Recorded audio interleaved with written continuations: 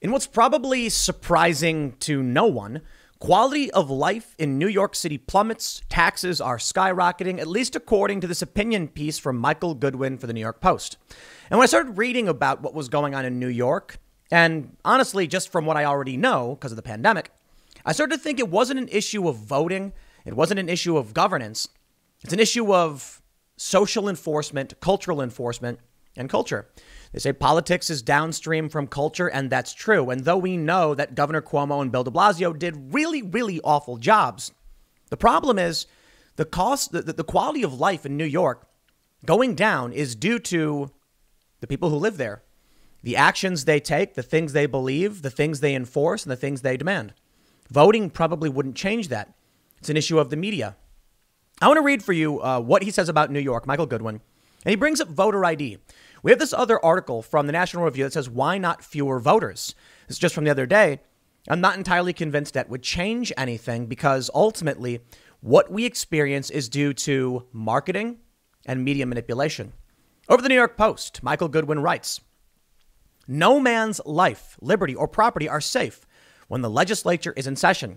That's how Gideon Tucker, a New Yorker who knew Albany as a former legislator, Secretary of State and judge, put it back in 1866. His wisdom, as demonstrated repeatedly over the ages, is timeless. Yet there is something different and especially troubling about this time. The possibility of permanent decline and the ultimate destruction of the New York we know is unmatched in modern memory.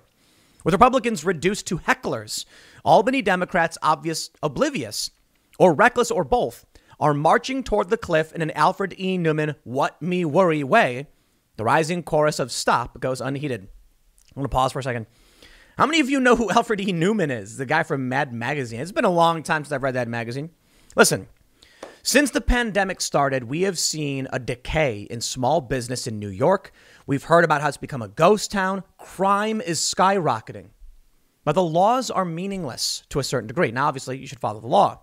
The laws get put in place due to laziness and lethargy, apathy from the culture, from the people. It's also about what people are willing to enforce and willing to do. When the state says we're shutting you down, they go, okay. When the state says you must do X and they go, okay. And then they get mad at you when you don't do it. Well, there's your problem. A few people who don't know what they're doing dictate policy for 10 million, and more than enough of them are just willing to say, okay, whatever. And then everything burns down. The reason why this is so important is because if you go back and look at the Culture Revolution in China, for instance, it wasn't necessarily government. It was a cult-like ideology. It was bottom up. And there was that one famous moment where they were told to melt down all of your tools, I guess to make weapons or something. And they ended up creating pig iron, they called it. Brittle and useless. But that's what they did when the commanding authorities had to do it. When your society reaches a point where you have more sheep than shepherds, well, then your society falls apart. And it feels like we're dangerously close to that position. Some lunatic in government, Cuomo, for instance, who kills 15,000 people, says, y'all need to go and do this. And then we sit here and watch everything burn down. Much like the pig iron moment of the Chinese Cultural Revolution. I wonder if people are going to look back at the pandemic and say, well, look, Texas ended its lockdown and its COVID cases are going down. Florida has a well below average COVID case rate. Their lockdown ended some time ago. Is it possible at a certain point they're going to say some idiot governor demanded people lock things down and they destroyed their own economy, resulting in collapse and catastrophe? It's entirely possible indeed. I mean, the big difference is in China, you get like 50 million dead, maybe 100 million altogether. In the United States, we have the deaths from COVID. People aren't dying because their businesses are being destroyed. Their lives are. And I'm sure this could result in people losing their lives seriously, like people who can't afford insulin, for instance. They go on to say, Washington is sending trainloads of money to blue states to bail out their high tax, high spend habits. As longtime government guru Dick Ravitch writes in a Wall Street Journal op-ed, Congress has been generous, allocating more than $12 billion to New York State, $6 billion to the city, $6 billion to the Metropolitan Transportation Authority, and $9 billion to the state's schools. The states take raises. The states take raises the total budget. There you go. About to be adopted to $212 billion, some $18 billion higher than the fiscal year that just ended. Florida, which has 2 million more people, will make do with spending $97 billion. But in Albany, it's never enough. Not as long as the legislature is in session. Despite the bailout and the Despite the bailout and the December pandemic stimulus and the ones before that, Governor Andrew Cuomo and lawmakers are launching $4 billion of new tax hikes. Apparently, being the highest tax state by most measurements doesn't satisfy them. They want to be number one across the board. Some people are saying that people might see a top tax rate 50%. Incredible. You tack in all the other taxes and you're basically spending everything. Most people don't know this too. New York City is one of the few cities with a city income tax. They say naturally. They say only corporations and the really rich will be hit, but don't believe them. Tax hikes trickle down and that they tend to reduce the economic activity of those who pay them. A decline that eventually hits everyone.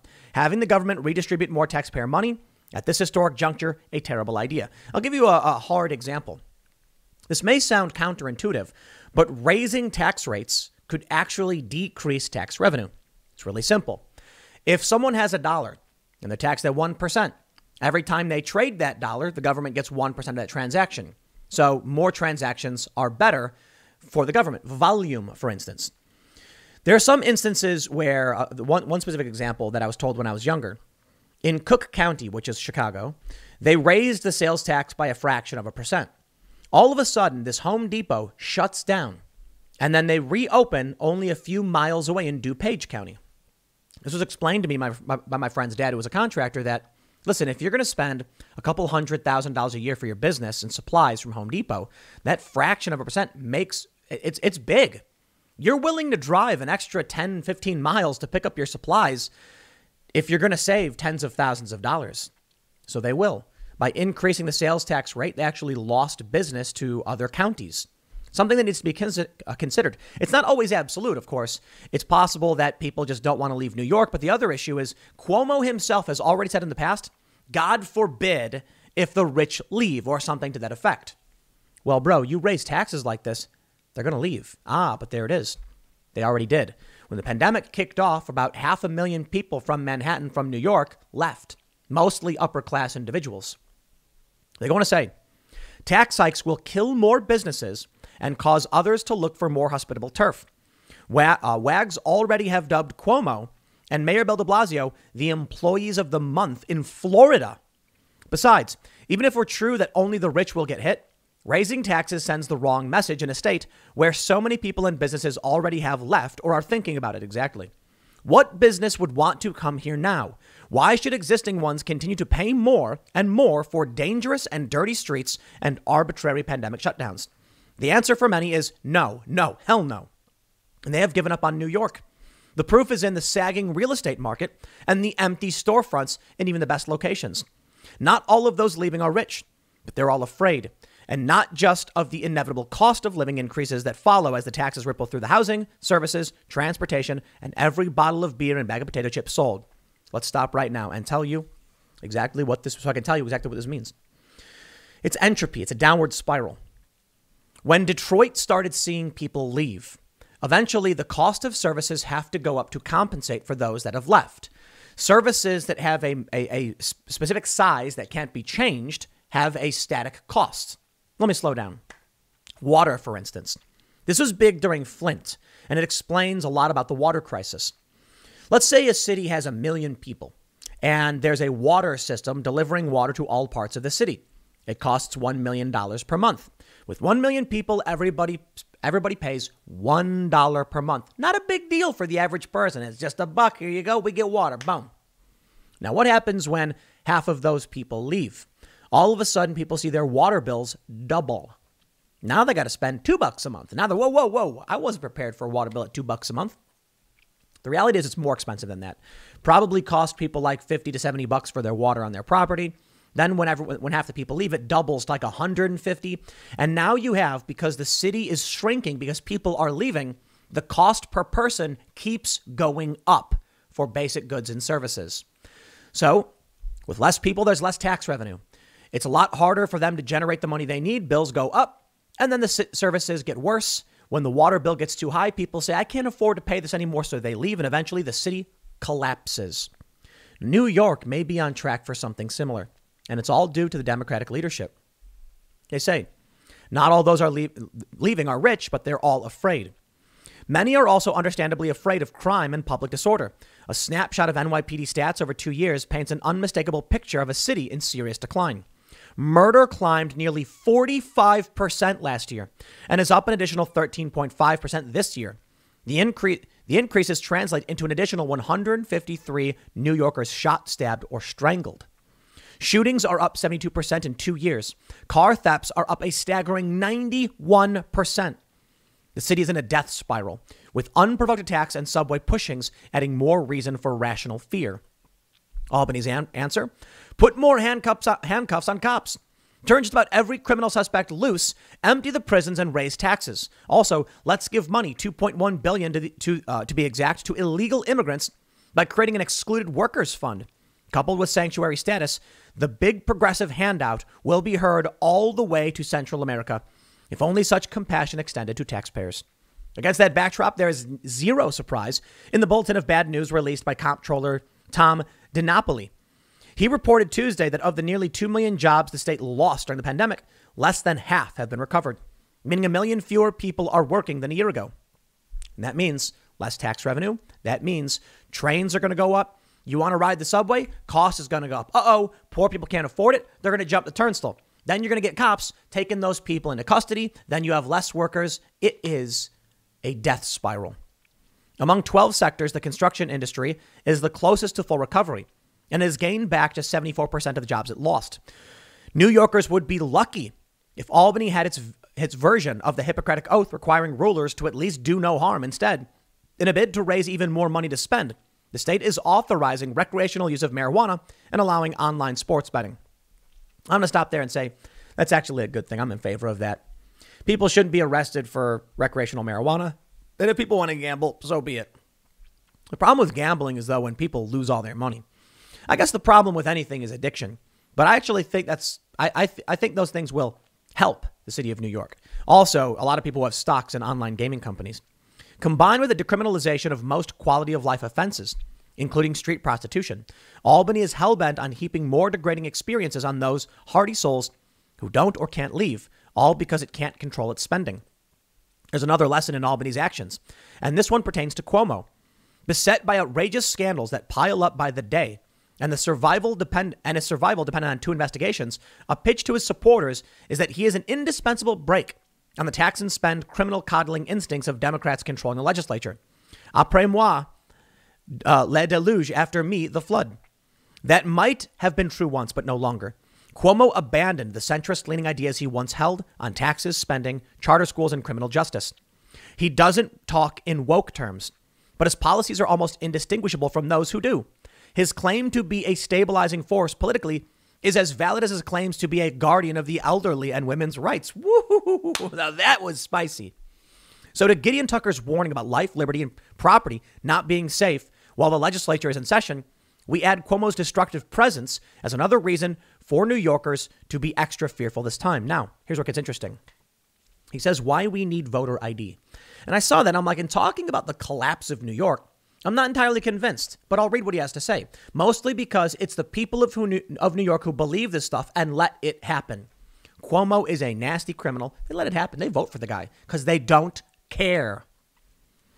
Reader Matt Conley calls voter fraud identity theft and tells a story. He writes, my youngest sibling lives in Missouri and found that a vote was cast under his name in Georgia. He asked the Georgia Secretary of State's office if that vote could be removed and not included in the presidential recount. He was told no.